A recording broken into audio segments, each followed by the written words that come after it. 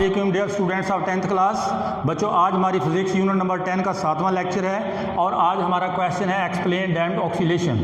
बच्चों पिछले लेक्चर्स में आपने वाइब्रेटरी या एक्सीलरेटरी मोशन के बारे में पढ़ा था कि किसी मीन पोजीशन के गिर्द दोहराए जाने वाली मोशन जो होती है वो ऑक्सीलरेटरी मोशन होती है। बच्चों आपने देखा होगा कि झूला आप लेते हैं तो थोड़ी देर के बाद वो आगे पीछे वाइब्रेट करने के बाद रुक जाता है। इसी तरह स्प्रिंग को आप पकड़ के खींचें तो थोड़ी देर वो आगे पीछे अपनी मोशन को जारी रखेगा, फिर रुक जाएगा। क्यों रुक जाएगा? क्योंकि एयर जो है, एयर रेजिस्टेंस जो है वो उसको रोकता है, उसकी मोशन को रोकता है, उसकी जो रिस्टोरिंग फोर्स है उसको ऑब्जर्व कर लेता है। तो इस तरह की जो मोशन होती है उसको हम डैम्प्ड मोशन कहते हैं। Vibratory motion of ideal system in the absence of any friction or resistance continues indefinitely under the action of restoring force। यानी किसी फ्रिक्शन की अदम मौजूदगी में रिस्टोरिंग फोर्स के अंडर कोई बॉडी जो है वाइब्रेट करती है तो वो अपनी वाइब्रेशन को जारी रखेगी आज़ादाना तौर पे। Practically In all system, the force of friction retards the motion, so the system do not oscillate indefinitely। अच्छा, अमली तौर पर तमाम ऐसे सिस्टम जिसके अंदर फ्रिक्शन जो है वो इन्वॉल्व होती है तो वो फ्रिक्शन क्या करती है, मोशन को रोकती है, जिसकी वजह से वो बॉडी जो है आज़ादाना तौर पर ऑक्सीलेट नहीं कर सकता। अब हम इस बात को इस डायग्राम से स्टडी करते हैं। ये मैंने एक ग्राफ बनाया है तो इसमें ए बी जो है वो एक्सट्रीम पोजीशन है और ओ मीन पोजीशन है। ये मीन पोजीशन की लाइन है।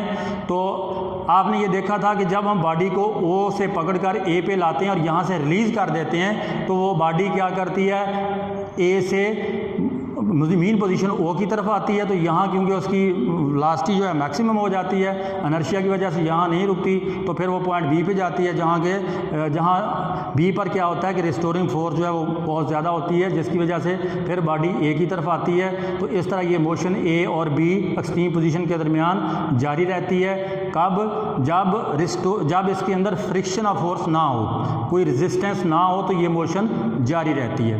अब दूसरे डायग्राम को देखें, इसमें फ्रिक्शन मौजूद है तो इसमें आप अगर किसी बॉडी को मीन पोजीशन से ए पे लेके आते हैं तो ए से आप रिलीज़ करते हैं तो वो बी पे जाएगी, बी से फिर वो इस तरह अपनी मोशन को आगे पीछे दोहराएगी ज़रूर, लेकिन आहिस्ता आहिस्ता क्या है, उसकी वाइब्रेशन कम होते होते वो रुक जाती है। तो इससे साबित ये हुआ कि एयर फ्रिक्शन या कोई भी फ्रिक्शन है वो वाइब्रेटरी मोशन को रोकती है। तो इस तरह की मोशन को हम डैम्प्ड ऑक्सीलेशन कहते हैं। अच्छा, नेक्स्ट है shock absorbers in automobiles are one practical application of damped motion. यानी डैम्प्ड मोशन का जो इस्तेमाल है, अमली तौर पर इस्तेमाल है, वो ऑटोमोबाइल गाड़ियों में है जिसमें शॉक अब्जॉर्बर लगे होते हैं। When the car travels over a bump on the road, जब गाड़ी जो है, कार जो है रोड पर किसी जंप के ऊपर से गुजरती है, द कार में वाइब्रेट वायलेंटली, तो कार जो है वो कह रहा है कि ऊपर नीचे वाइब्रेट कर सकती है। द शॉक अब्जॉर्बर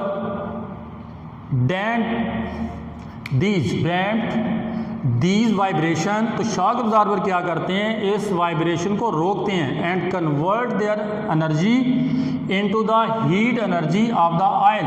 तो वो एनर्जी जो रिस्टोरिंग फोर्स उसके अंदर पैदा हो चुकी होती है, जिसकी वजह से वो बॉडी ऊपर नीचे, कार जो ऊपर नीचे वाइब्रेट करती है, तो वो किसकी वजह से करती है, रिस्टोरिंग फोर्स की वजह से।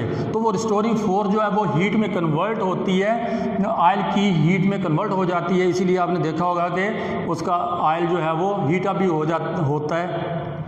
अच्छा, ये सामने इसके डायग्राम दी हुई है शॉक की। अब देखें, इसमें ये लोड है और ये शॉक है और ये नीचे व्हील है।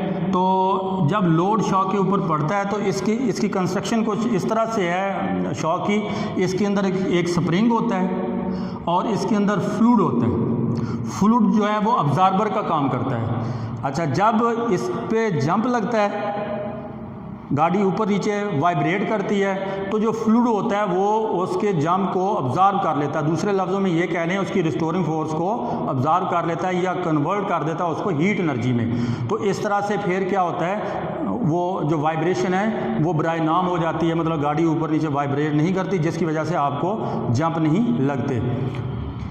लास्ट में हम डेफिनेशन पढ़ेंगे डैम्प्ड ऑक्सीलेशन की। Definition: the oscillation of a system in the presence of some resistive force are called damped oscillation.